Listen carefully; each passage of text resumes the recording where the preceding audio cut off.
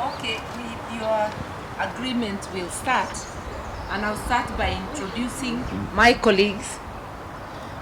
We are with, to my left, John Munyika, Secretary General Chandema from Tanzania.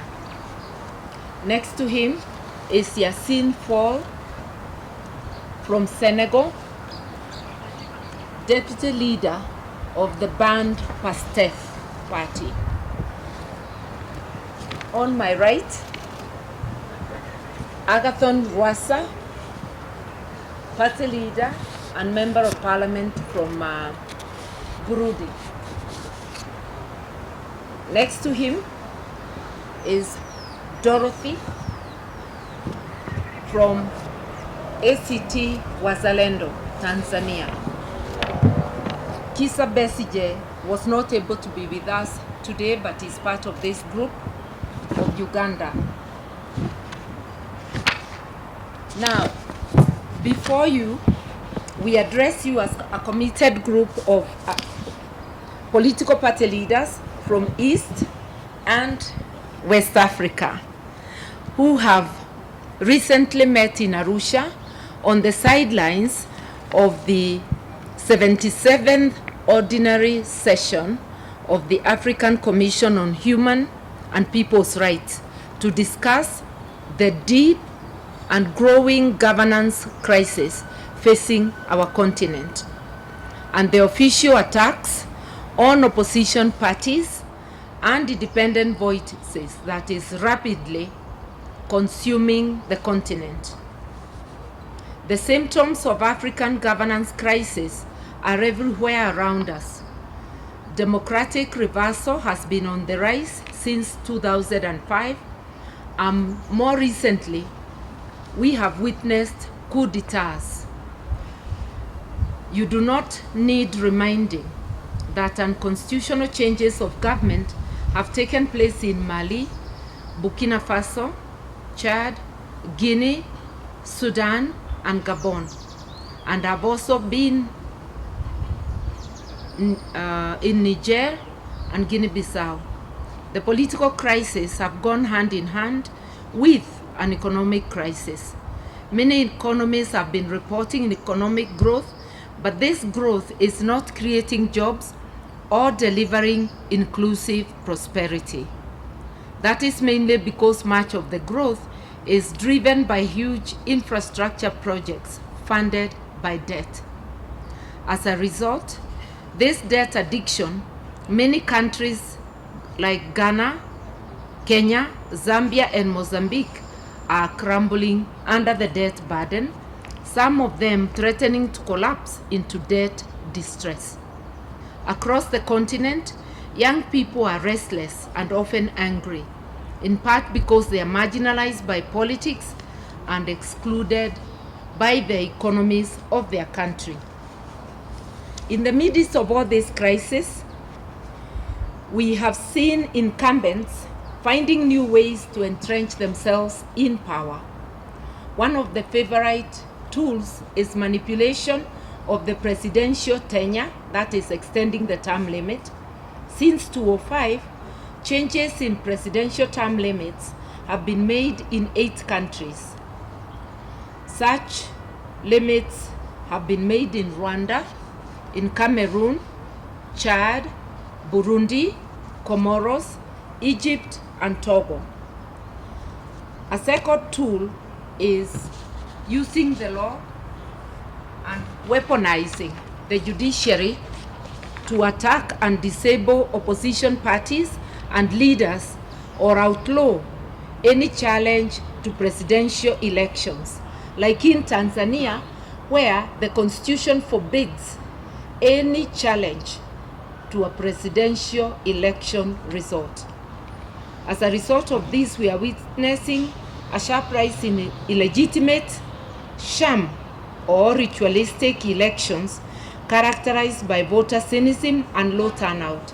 And we observe that in the just concluded Nigerian election, 97 million registered voters in Nigeria. Of that, only 25 million voted. That is 27 9%, of which 8.8 voted for the eventual person declared winner. This trend shows that our democracy is in trouble, and we are convinced we can't get out of this quagmire of institutional failure, economic insecurity, and political exclusion unless we reboot our politics.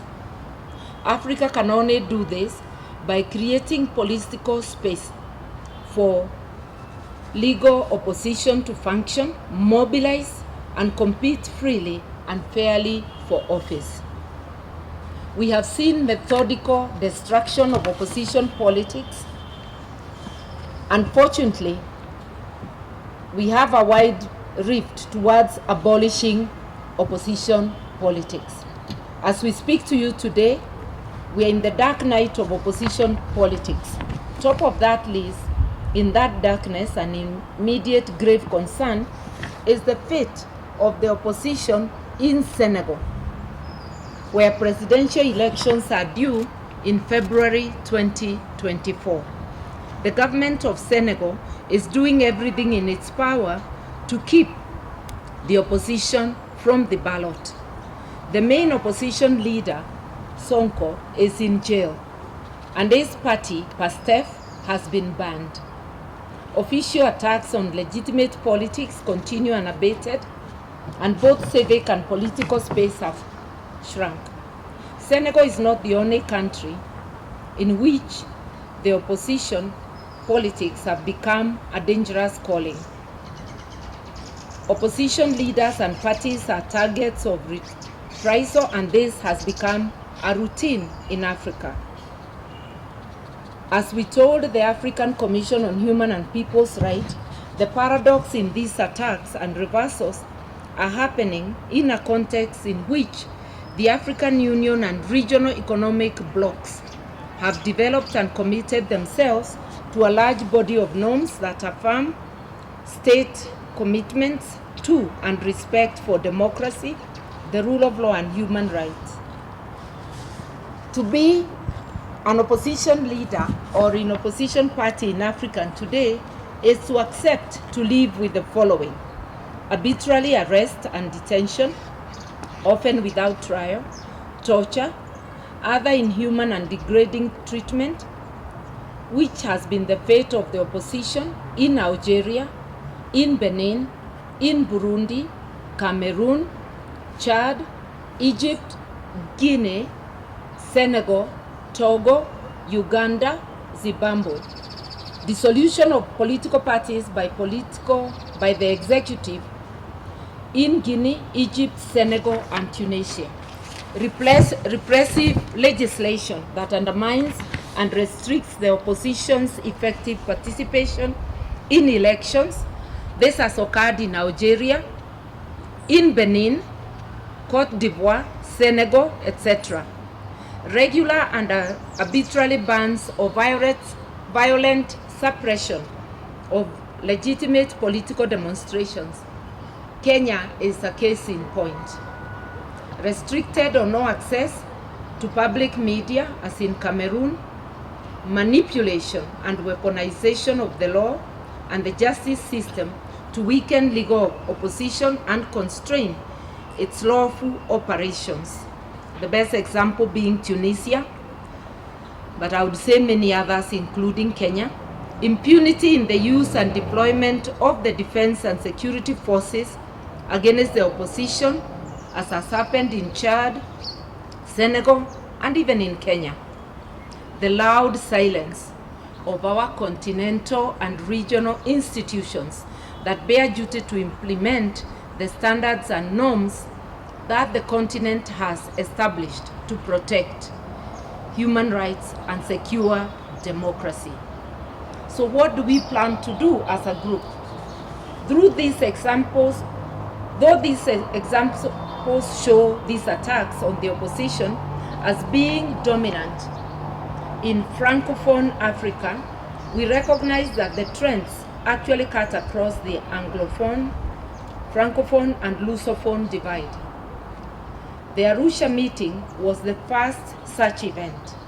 It gave us a great opportunity to share our experiences with each other, identify commonalities and differences, as well as identify best practice on relations between the opposition and the party in power. We were also able to agree on principles and modalities of solidarity and mutual support. In addition, the presence of the African Commission on Human and People's Rights in Tanzania gave us an excellent opportunity to engage with the continent's foremost custodian of rights and freedoms, and to underscore what we see as the potential role of the Commission in safeguarding the rights of political leaders and their parties as constitutional props for democracy and the rule of law in Africa. While we acknowledge and appreciate the Commission's resolution of the 4th of August this year on the situation in Senegal, we urge for more to be done following the deterioration of the situation, the banning of PASTEF, one of the main opposition parties, jailing of its leader Sonko, arbitrary prevention of his candidature in the forthcoming February 2024 elections. Following 2 days of candid deliberations, we have agreed on the need to strengthen cross-regional cooperation between opposition political parties for the purpose of mutual support and solidarity. To do this, we have resolved to formalize our coming together and to adopt 7 foundational values that will guide the basis of the programs and activities of the African political opposition parties who become members of the new collective.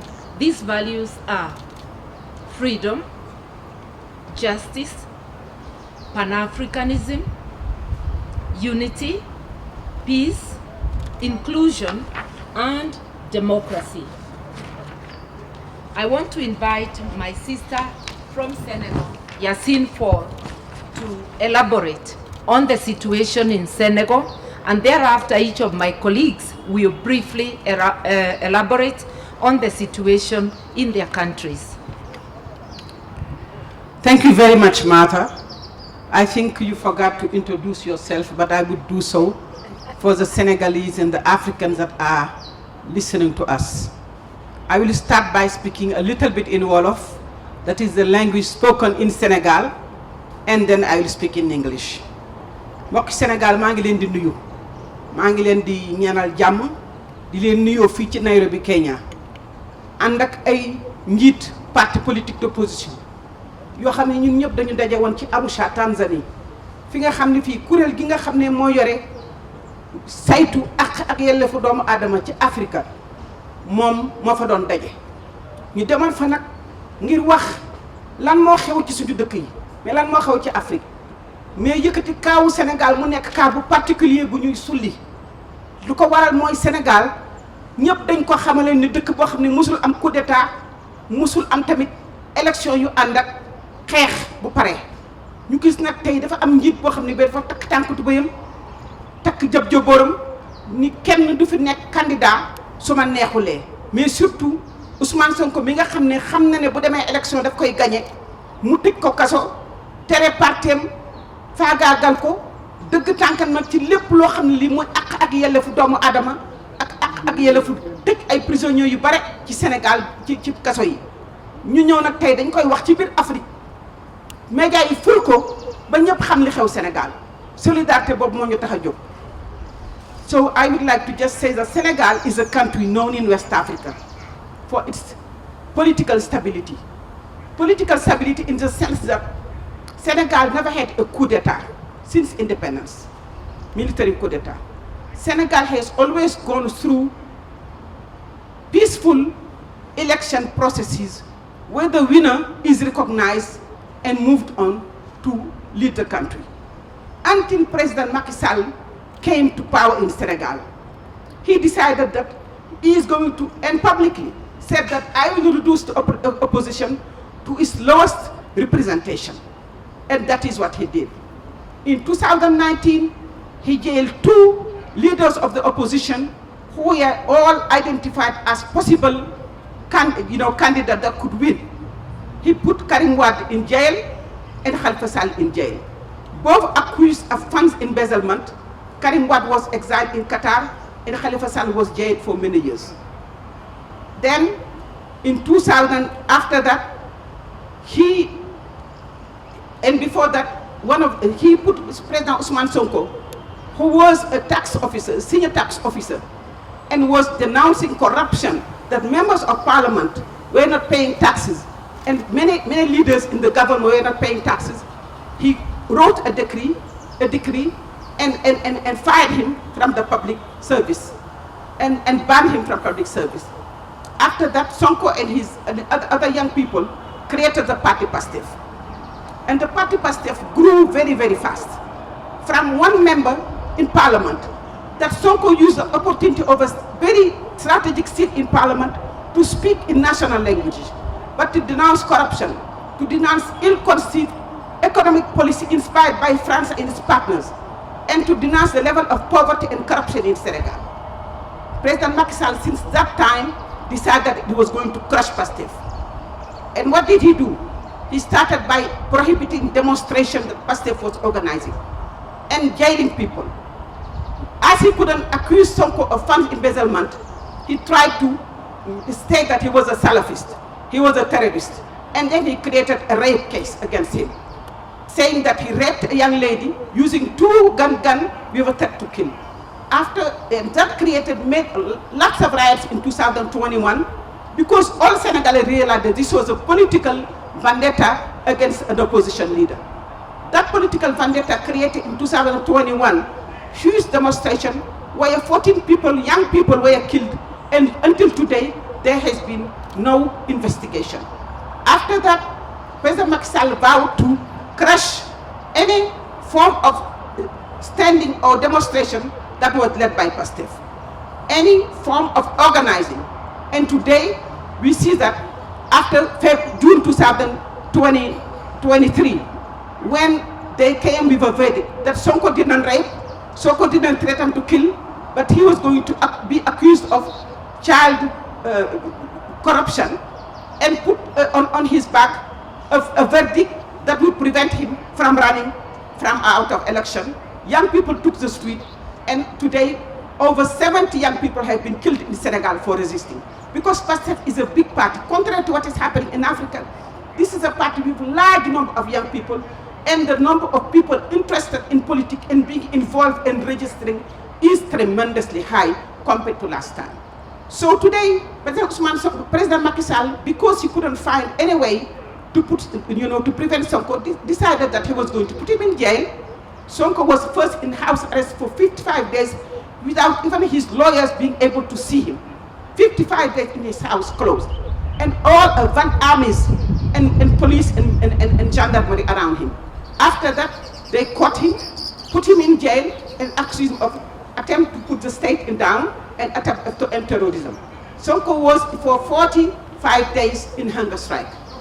Today, our party PASTEF has been banned, and Sonko has been removed from the list of voters in the list of candidates. There was a judgment in south of Senegal, in Ziguinchor, where Sonko is a mayor, where the judge said that Sonko should be put back on the list and able to be a candidate. But President Macky Sall is a president that does not respect the law. He has used the law as a political weapon since he came in power. And again, despite the fact that he said that he would respect any legal decision coming in this case, he decided that with his Minister of Interior, Sidiki Kaba, who is a well-known former human rights activist who has completely changed to be at the service of Macky Sall in violation of human rights and the rule of law. They are really trying to prevent a candidate that everybody, that the youth and everyone in Senegal hope that if they go to election before 12 o'clock he will win. They want to prevent the vote of the Senegalese. I would like to just say that Senegal is a country today that is recognized a country of refugees. It is a shame. We never could be seen as a country that is producing refugees. Between January and now, 23,000 young people have taken the sea to go to Europe and in America. And when children now, young people arrive in America, they're accepted as refugees from Senegal because of the fact that they're being maimed and they're being killed. Senegal is the country in West Africa that has the most political prisoners today.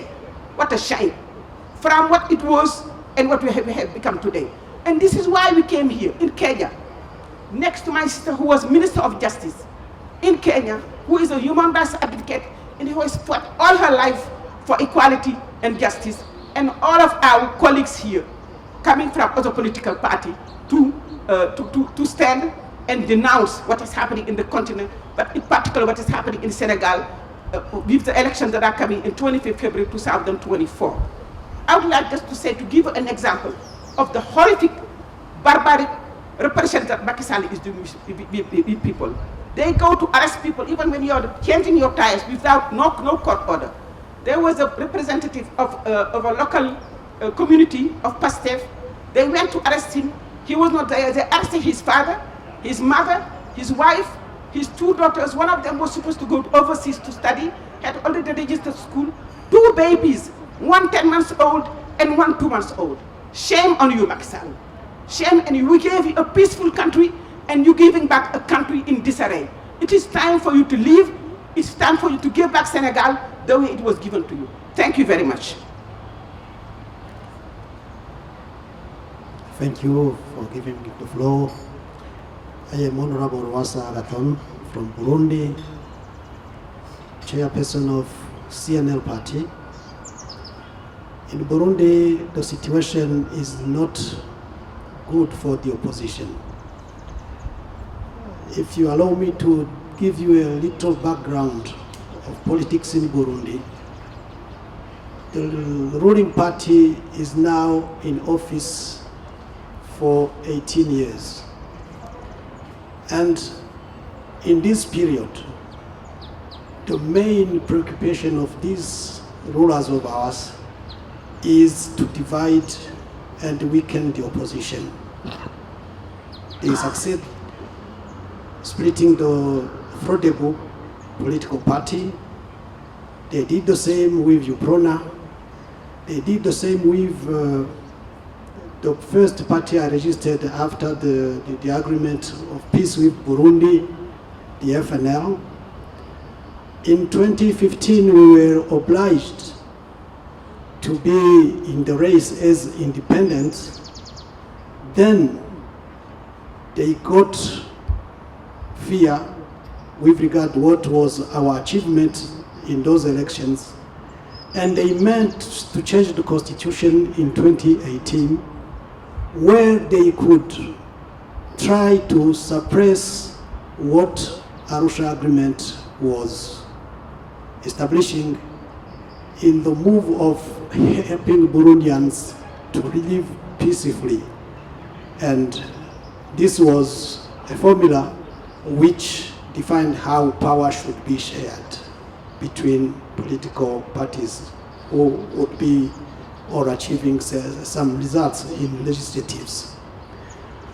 Nevertheless, these changes of the constitution don't allow anybody to be spearheading any kind of exclusion.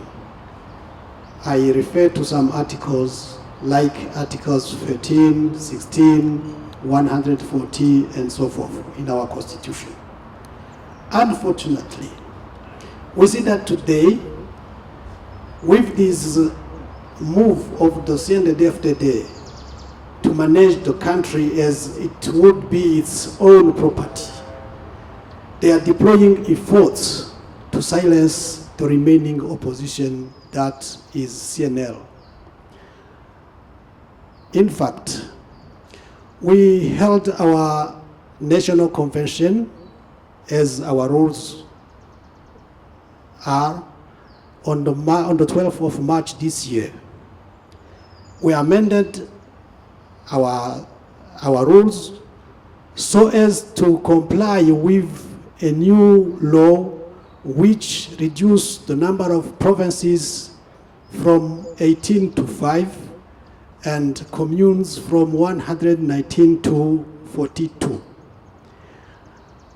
We held this convention with the authorization of the Minister of Home Affairs, who is the one dealing with the political parties.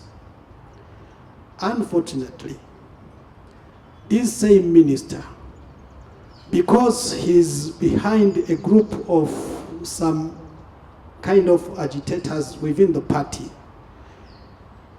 on the 17th of May, he could issue an ordinance saying that whatever decision was agreed upon during that convention was nullified, both for our party and for the chair.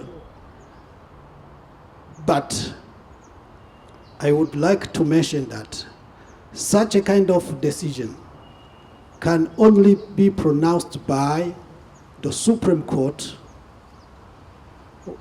which would state to annihilate any decision of an organ of a party if this would be contrary to the law or would be igniting or steering security crisis or whatsoever. For the case, nothing was within that direction. And on the 2nd of June, that minister banned all activities of CNL in Burundi. Once again, he took a decision which was not in his sphere of authority and which was illegal and even a nonsense. Why? Because such a measure can only be taken if a party is involved in troubles, social troubles, or if it is endangering the security of the state. So this is unprecedented. And we want the world to be aware of how far authoritarianism and dictatorship is at rampage in Burundi. Moreover, I may just add that all this is done because the ruling party want to be the single one to manage the country from the basis to the top. Unfortunately, the records of the performance of that ruling party from 2005 till date are patently negative, and this cannot help Burundi, after all, improve. We do ask the East African community to be aware of this and get involved as it could do some couple of years ago to make sure that the spirit of Arusha agreement came back on the surface, because the CNDD-FDD ruling is now plunging Burundi into misery, poverty, and whatsoever. Although people would expect that democracy would be there and help Burundi improve their well-being. Thank you for your attention. Shukrani. Naitwa John Mnyika, katibu mkuu wa Chama cha Demokrasia na Maendeleo Chadema kutoka Tanzania na mbunge wa zamani wa majimbo ya Kibamba na Ubungo, Dar es Salaam. Tumekuja kuonyesha mshikamano na wenzetu katika kutetea demokrasia Afrika. Tumekuja kwa namna pekee kuonyesha mshikamano na Senegal na Burundi na nchi zote ambazo zinapitia mapito magumu ya kukandamizwa kwa demokrasia. Tumekuja kushiriki kwenye umoja huu mpya wa majumui wa kulinda demokrasia Afrika. Kwa upande wa Tanzania, ambapo ndio tumetoka kwenye mkutano wa Arusha pamoja na Tume ya Haki za Binadamu na Watu Afrika. Tanzania nayo haina tofauti na nchi nyingi ambazo zimetajwa kwenye taarifa iliyotolewa awali juu ya hali ya uminyaji wa demokrasia. Afrika inao mkataba wa demokrasia, uchaguzi na utawala Afrika. Ni aibu kwamba Tanzania ni kati ya nchi ambazo hazijasaini wala kuridhia mkataba huu wa demokrasia. Ni mwito wangu kwa nchi za Afrika zote kusaini, na zile zilizosaini kuridhia, na zile zilizoridhia kutekeleza mkataba huu muhimu kwa maendeleo ya demokrasia, uchaguzi uhuru na haki na utawala Afrika. Tanzania tumeminywa kikatiba kuwa na uchaguzi huru na haki. Tanzania ni kati ya nchi chache Afrika ambacho vyama na wagombea hawana haki ya kuhoji kabisa matokeo ya rais mahakamani. Tanzania ni kati ya nchi Afrika ambapo kulitolewa maamuzi ya Mahakama ya Afrika ya haki za watu na haki za binadamu mwaka 2013 ya kwamba nchi iruhusu kuwepo kwa wagombea uhuru na wagombea ubinafsi, lakini mpaka sasa hapajafanyika marekebisho ya kikatiba na kisheria kuwezesha uchaguzi huru na haki. Tanzania ni nchi ambayo mwaka 2024 tuna uchaguzi wa chini kabisa wa serikali za mitaa, lakini uchaguzi huu hausimamiwi hata na tume ya uchaguzi, unasimamiwa na serikali yenyewe moja kwa moja, unasimamiwa kimsingi na chama kinachotawala. Mwito wetu kwa bara zima la Afrika na mwito wetu kwa Afrika Mashariki na mwito wetu kwa vyama vyote washirika ni kushirikiana na sisi katika safari tunayoiendesha Tanzania ya kutafuta Tanzania iwe na katiba mpya na uchaguzi huru na haki, ili raia wapate haki ya kuchagua viongozi wanaowataka. Na tuko tayari na tuko pamoja na vyama vyote ambavyo vinaamini katika demokrasia, katika uhuru, katika haki na katika maendeleo ya watu. Asante. Asante sana. Mimi ni Dorothy Sem, makamu mwenyekiti Tanzania Bara kutoka chama cha Alliance for Change and Transparency maarufu kama ACT Wazalendo. Na sisi pia ni sehemu ya vyama vya upinzani ambavyo vimekutana Arusha.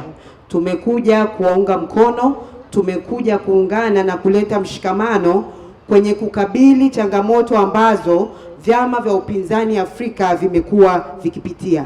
Lakini kipekee sana umoja huu unatambua na unao moyo wa kuendelea kufanya kazi na vijana wa Afrika.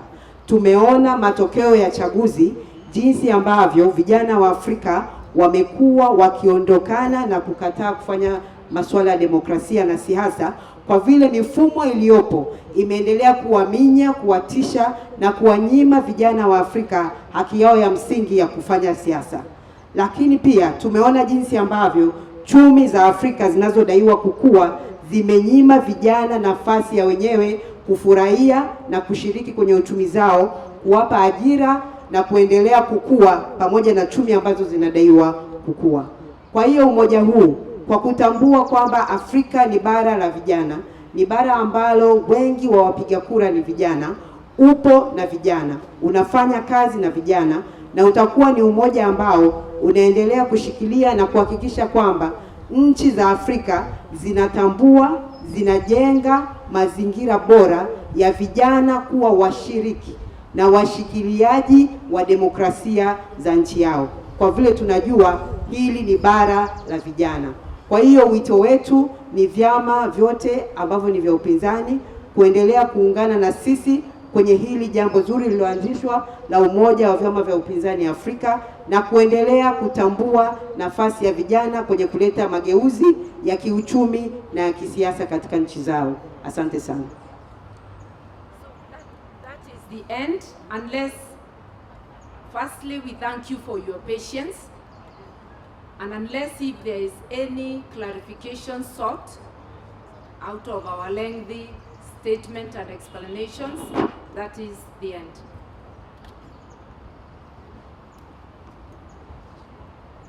I can see that you are satisfied. Asanteni sana.